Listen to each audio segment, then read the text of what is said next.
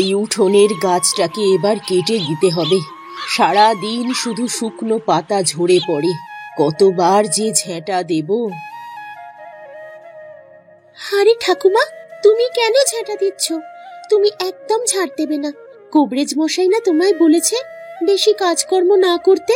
আমরা থাকতে তুমি কেন কাজ করবে?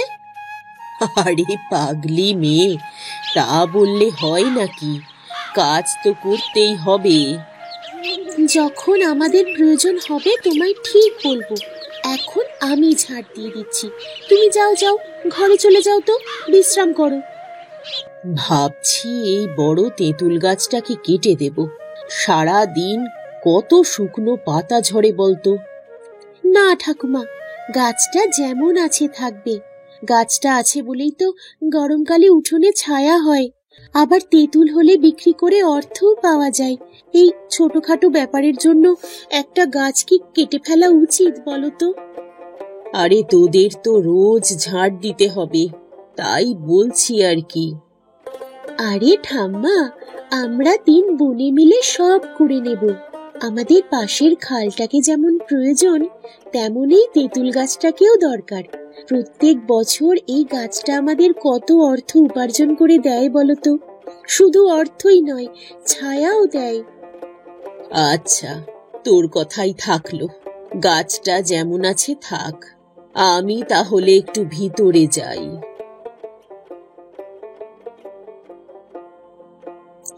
দিদি, বাগানে আরো কিছু গাছপালা বসাতে হবে। অনেকটা জায়গা পড়ে আছে দেখলাম। হ্যাঁ, জায়গা যদি পড়ে থাকে তাহলে তো গাছপালা বসাবই, আবার গাছ কাটাও হবে। ঠাম্মা কবে সেই চন্দন গাছগুলো বসিয়েছিল, এগুলো তো সব বড় হয়ে গেছে। এবার কাটলে অনেক টাকা পাওয়া যাবে। এবার সেগুন গাছ বসাবো কটা। 7-8 বছরের মধ্যে ভালো বড় হয়ে যাবে রে দিদি।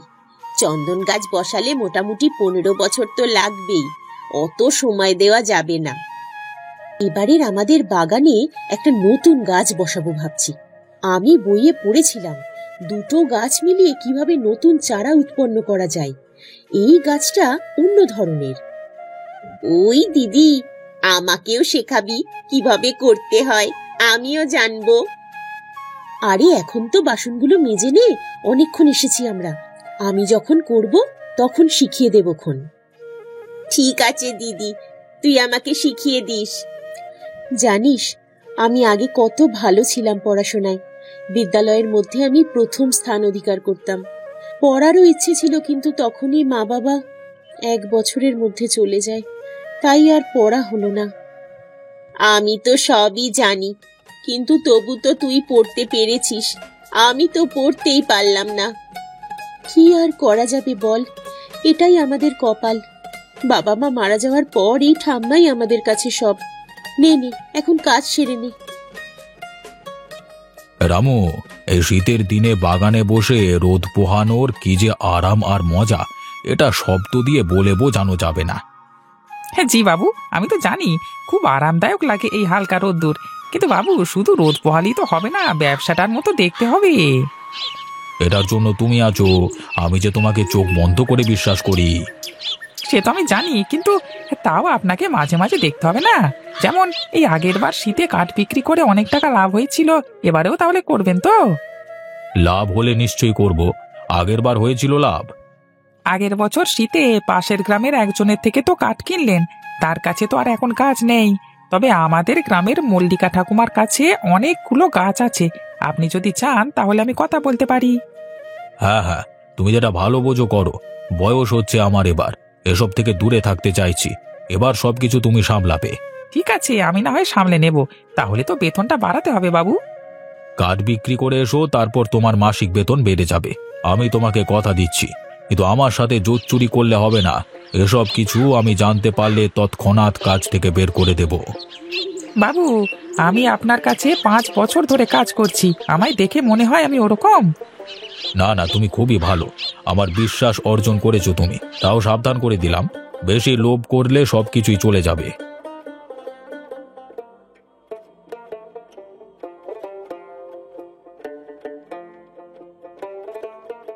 এই, সামনে থেকে সরে যা তো। কত কাজ সেরে এলাম দেখেছিস? তুই তো বেলা পর্যন্ত পড়ে পড়ে ঘুমোচ্ছিস। দেখ, আমরা সকাল সকাল উঠে বাসনপত্র মেজে নিয়ে আসছি। আমি পড়ে পড়ে ঘুমোচ্ছিলাম? তোর এরকম মনে হলো? তোরা উঠে বাসন মাজতে গেলি আর আমি সারা উঠোনটা ঝাড় দিলাম, ঘর দুয়ার মুছলাম। একা তুই কি রাজকার্য করেছিস নাকি? হ্যাঁ, আচ্ছা আচ্ছা, ঠিক আছে, এখন সর তো, ভেতরে যাব। এই বাসনপত্রগুলো কখন থেকে হাতে নিয়ে দাঁড়িয়ে রয়েছি।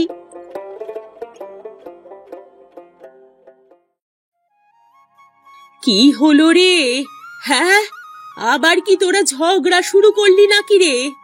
আবার তোরা যদি ঝগড়া করিস তাহলে তোদের একদিন কি আমার একদিন, এই বলে দিলাম। হ্যাঁ। না গো ঠাকুমা, আমরা কেউ ঝগড়া করছি না, শুধু এমনি কথা বলছিলাম। তুমি বিশ্রাম করো। সে আমি বিশ্রাম করছি, তোরা তিনজন মিলে রান্নাটা সেরে ফেলতো তাড়াতাড়ি, আর দেরি করিস না। ঠাম্মা, আমি আনাজপাতি কেটেই রেখেছি, এবার শুধু রান্নাটা করলেই হবে। ঠিক আছে, তোরা করে নে। না রে দিদি, বললে হবে না, ও অনেক কাজ করে ফেলেছি, আমরা মনে হয় অতও করতে পারিনি। সেটাই তো দেখছি রে বোন। ঠিক আছে, সুকন্যা তুই বিশ্রাম নে, আমরা দুই বোনে বরং রান্নাটা করে ফেলছি। শুধু শুধুই তোকে এতগুলো কথা শোনালাম। আরে না রে দিদি, বোনেদের মধ্যে এসব ঝামেলা হয়েই থাকে।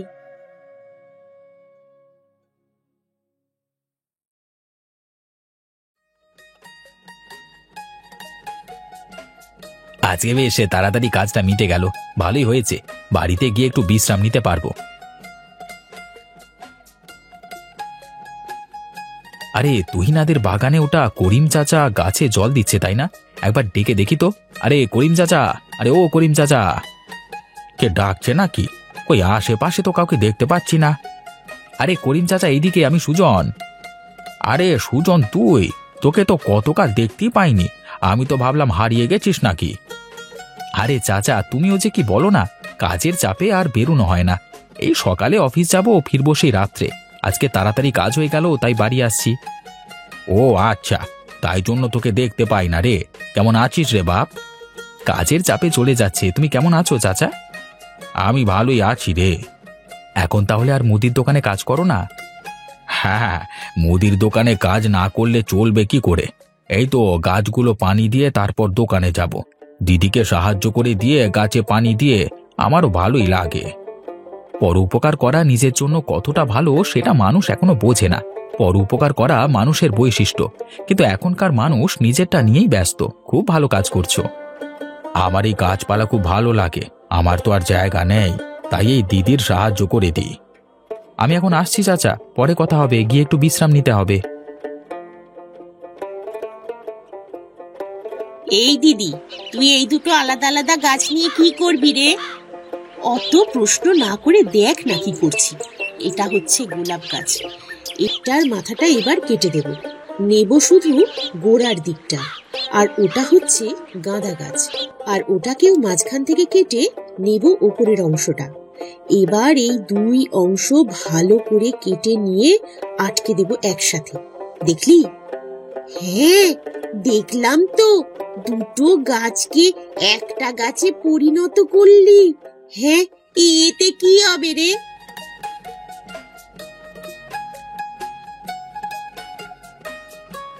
ওরে, তোরা দুই বোনে সকাল সকাল কি করতে বসলি রে? চল ওঠ, ঝাড় দেব তো। আরে ঠাম্মা, আমি ঝাড় দিয়ে দেব, এখন একটা খুব জরুরি কাজ চলছে। জানি না বাবা, তোরা যে কি করিস।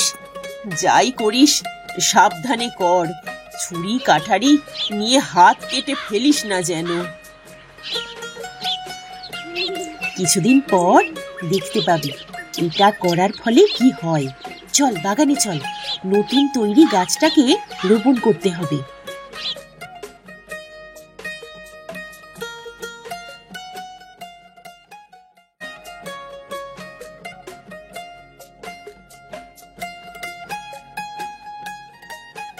এখনই বল না রে, কি হবে?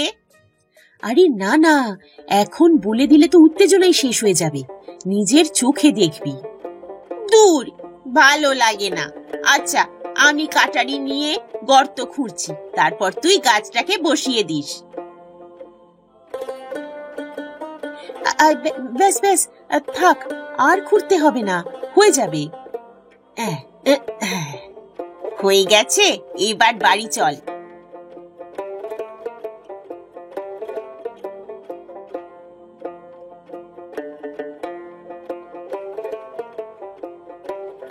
করিম চাচা, করিম চাচা, বাড়িতে আছো? ও করিম চাচা। এ, বাড়িতেই আছি। আরে মা, তুমি? কি হয়েছে, কোনো দরকার আছে? হ্যাঁ গো, দরকার আছে, তুমি এদিকে এসো না।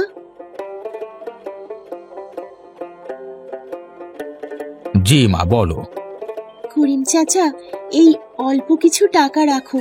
তুমি আমাদের বাগানটাকে আরো ভালোভাবে সাজিয়ে তুলেছো, তাই এই টাকাটা তোমার প্রাপ্য। তুমি কিন্তু না করতে পারবে না। আরে না রে, আমি টাকা নিতে পারবো না। কেন পারবে না? আলবাত পারবে। তুমি কাজ করেছো, কাজের টাকা নেবে। আমি শখে কাজ করি রে, টাকার জন্য কাজ করি না। টাকার জন্য কাজ করলে আগেই তোর থেকে টাকা চাইতাম। না না চাচা, আমি কিচ্ছু শুনবো না। তোমাকে টাকা নিতেই হবে। তুমি আমাদের বাগানটাকে কত ভালোভাবে সাজিয়েছো, তার প্রাপ্য হিসেবে তুমি কিছু তো নাও। তুই ভেতরে আয় মা, বাইরে দাঁড়িয়ে দাঁড়িয়ে কথা বলছি। না চাচা, আমি এখানেই ঠিক আছি। তুমি টাকাটা নিলে আমি খুব খুশি হব। আচ্ছা, তোরা আমাকে মালি ভাবিস নাকি চাচা ভাবিস? মালি ভাবলে টাকা দে, আর চাচা ভাবলে শুধু একদিন ভোজ দে। না গো চাচা, আমরা তোমায় আমাদের মালি ভাবি না। ঠিক আছে, তাহলে একদিন এসো আমাদের বাড়ি, ভালো মন্দ রেঁধে খাওয়াবো খন। এই কথাটা শুনে আমার খুবই ভালো লাগলো। সব সময় সব কিছু টাকা দিয়ে হয় না রে মা, মনুষ্যত্ব বোধ বলে একটা জিনিস আছে। আচ্ছা চাচা, আমি তাহলে এখন আসি। তুমি সময় মতো বাগান পরিচর্যা করো, কেমন?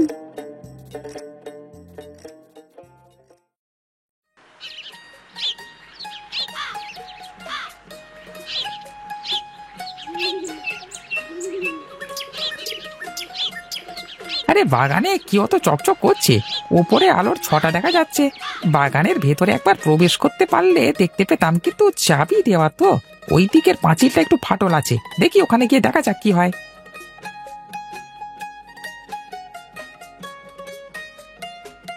আরে এটা আবার কেমন ধরনের ফুল? এই ফুল তো আমি বাপের জন্মে দেখিনি। ফুলের নাম কি? কোথায় পাওয়া যায় এই ফুলের গাছ? তাহলে আমার বিয়েতে এই ফুলের মালা পরে বিয়ে করতে যেতাম, বেশ দেখতে ভালো লাগতো। এটা মনে হচ্ছে অলৌকিক ঘটনা। এই মহাজন বাবুকে গিয়ে খবরটা দিতে হবে, তাড়াতাড়ি পা চালিয়ে যাই।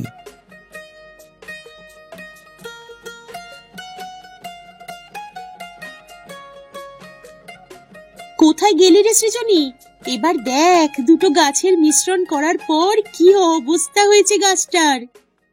হ্যাঁ, কি রে, একটা অন্য ধরনের গাছ সৃষ্টি হয়ে গেছে।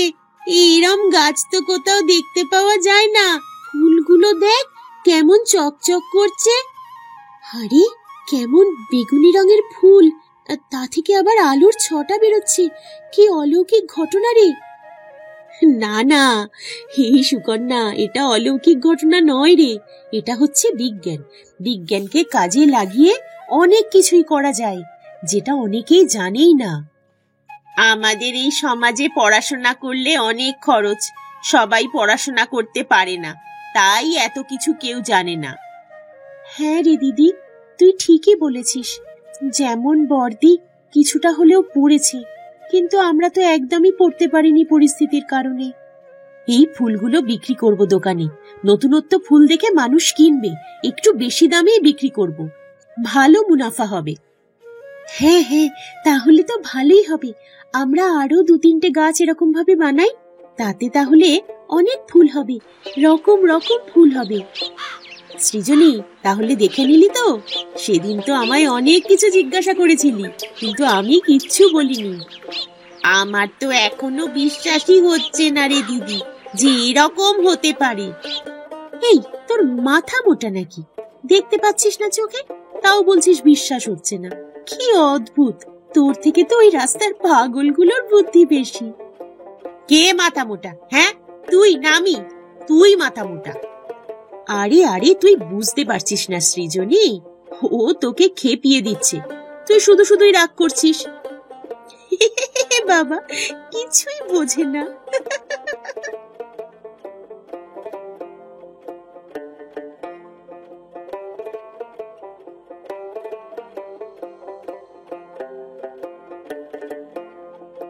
এটা কি ধরনের অসভ্যতা? আমি কাউকে না বলে কারোর ঘরে এভাবে ঢুকে বললি? হ্যাঁ, আমাকে ক্ষমা করে দেবেন বাবু, আপনার জন্য অনেক বড় সুখবর আছে। হ্যাঁ হ্যাঁ কি সুখবর আছে তাড়াতাড়ি বল দেখি। হ্যাঁ, মল্লিকা ঠাকুমা, ওদের বাগানে এক আশ্চর্য ফুল ফুটেছে, বেগুনি বর্ণের ফুল, তা থেকে আলোর ছটা বেরোচ্ছে, আমি নিজের চোখে দেখে এলাম। ধুস, এরকম ফুল আবার হয় নাকি? তুমি হয়তো অন্য কিছু দেখেছো।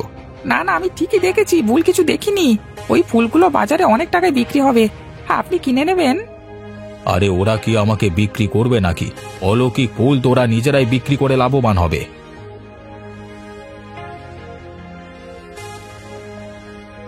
আরে কি কথা হচ্ছে একটা তুহিনাদের বাড়ি নিয়ে? আমি ঠিকই শুনেছি, জানালায় আড়ি পেতে শুনে দেখি কি বলছে।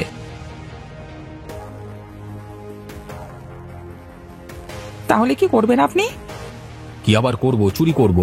রাত্রিবেলায় বাগান পাহারা দেবে নাকি, তখন গিয়ে চুরি করে নিয়ে নেব, আর আমি বিক্রি করব তো বাইরের বাজারে, কেউ জানতেই পারবে না। সে কি এত বড় ষড়যন্ত্র হচ্ছে?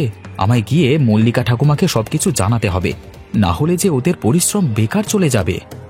ঠিক আছে, একদিন রাত্রে আপনি আর আমি যাব। হ্যাঁ, আর যদি ধরা পড়ে যাই? আরে বাগানে কি কেউ পাহারা দেবে নাকি যে ধরা পড়ে যাব? যাই, খবরটা গিয়ে আগে ঠাকুমাকে দিই, না হলে ওদের এত খাটাখাটনি সব জলে চলে যাবে।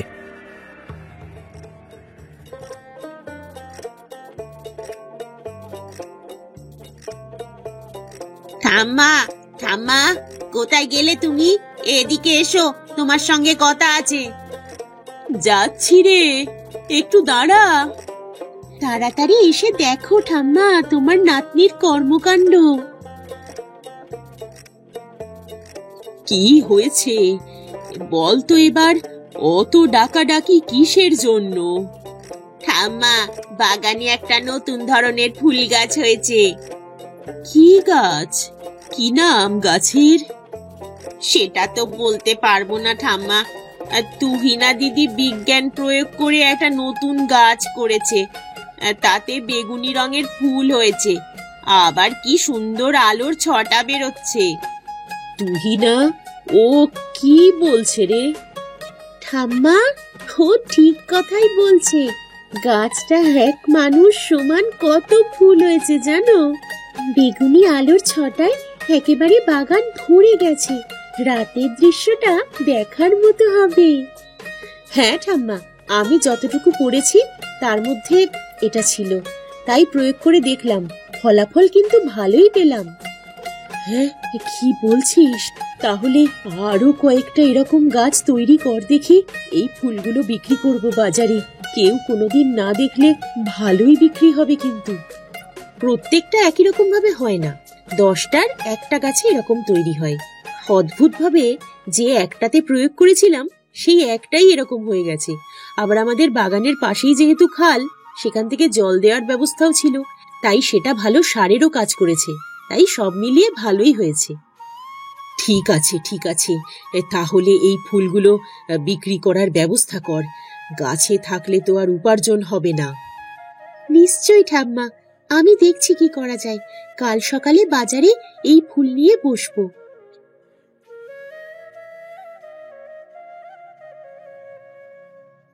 আরে সুজন বাবা, কতদিন পর আমাদের বাড়িতে এলে, এসো এসো বসো। না না ঠাকুমা, আমি বসতে আসিনি, একটা জরুরি খবর দিতে এলাম। জরুরি খবর? কি জরুরি খবর গো? সুকন্যা, তুমি আমাকে একটু ঠান্ডা পানি দেবে, গলাটা শুকিয়ে গেছে। হ্যাঁ দাদা, কেন দেব না, এক্ষুনি নিয়ে আসছি আমি। মহাজন মোহনলাল চক্রান্ত করেছে, আপনাদের কৃত্রিম ফুলের গাছের ফুল চুরি করবে আজকে রাতে, আমি নিজের কানে শুনে এলাম। সে কি গো, আমরা তো ভাবছিলাম ওনাকে কটা গাছ বিক্রি করব। ঠাকুমা, আজকে রাত্রে বাগানে নজর রাখুন, আজকে যদি ধরা পড়ে তাহলে ওরা বুঝতে পারবে কত ধানে কত চাল। হ্যাঁ হ্যাঁ, নজর তো এবার রাখবই। আমাদের এত কষ্ট করে উৎপাদন করা ফুল এমনি এমনি তুলে নিয়ে চলে যাবে আর আমরা চুপ করে বসে থাকবো? এটা কখনোই হবে না। আমিও তোমাদের পাশে আছি, চিন্তা করো না। আজকে রাত্রে আমিও পাহারা দেব। এই নাও দাদা, তোমার জন্য জল। অনেক ধন্যবাদ তোমাকে, খুব ভালো হলো। ঠিক আছে, আমিও এটার শেষ দেখে ছাড়বো, কিন্তু চুরি করলেও বিক্রি করতে হবে তো বাজারেই। দেখতে পেলেই ধরা পড়ে যাবে। না না ঠাকুমা, আমি শুনলাম নাকি ওরা বাইরেকার বাজারে ওই ফুলগুলো চড়া দামে বিক্রি করবে। ও বাবা, তাহলে তো নজর রাখতেই হবে। একেবারে হাতে নাতে ধরবো আমরা।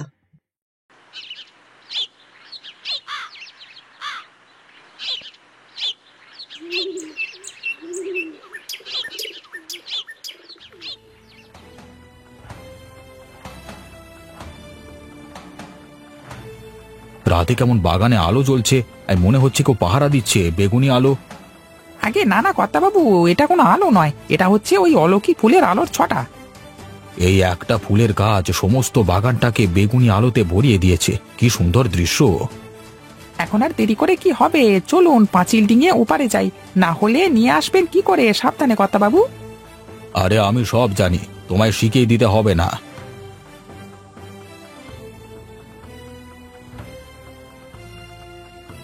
নে নে রামু, গাছ থেকে টপ টপ করে ফুলগুলো পেরে নে, আর এই ব্যাগ ভরে ফেল। যা করবার তাড়াতাড়ি কর। আগে কর্তাবাবু, আপনি যেমনটি বলবেন। থামুন আপনারা, একটা ফুল যেন গাছ থেকে না ওঠে। আপনারা হাতে নাতে ধরা পড়ে গেছেন। আরে মানে আমি কিন্তু মানে কিন্তু করে কিচ্ছু হবে না। আপনারা দুজনেই হাতে নাতে ধরা পড়েছেন। আপনি এত বড় একটা ব্যবসায়ী হয়ে চুরি করছেন শেষ পর্যন্ত। ছি, চুরি করে ব্যবসায়ী হয়েছেন? ছি ছি, আমাদের গ্রামের কলঙ্ক আপনি। দাঁড়িয়ে দেখছিস কি, রাম ধোলাই দিয়ে এদের। আমাদের কষ্টের ফল নিজেরা ভোগ করবে, হ্যাঁ, আর আমরা ছেড়ে দেব নাকি? দাঁড়া তোরা, কেউ গায়ে হাত দিবি না, আমায় কথা বলতে দে। আমায় ক্ষমা করে দিন, আমার খুব বড় ভুল হয়ে গেছে। আমি আর এই ভুলটা করব না। আমি ভেবেছিলাম আপনাকে আমার এই বাগানের গাছ কয়েকটা বিক্রি করব। আপনি ভালো মানুষ, কিন্তু আমার ধারণাটা ভুল ছিল। আর একটা গাছও আপনাকে আমি বিক্রি করব না। দূর হয়ে যান এখান থেকে। আমাকে বিক্রি করুন, আমি ভালো টাকা দাম দেব। দরকার নেই আমার ওই টাকা। আমি অন্যজনকে বিক্রি করব, তবু আপনাকে নয়। দূর হয়ে যান আমার চোখের সামনে থেকে, না হলে কিন্তু এবার সারা গ্রামকে ডাকবো। বেশি লোভ করলে কিছুই পাওয়া যায় না আখেরে। না না, আমি যাচ্ছি যাচ্ছি। রামু চল চল, খুব বাঁচান বেঁচে গেছি, চল।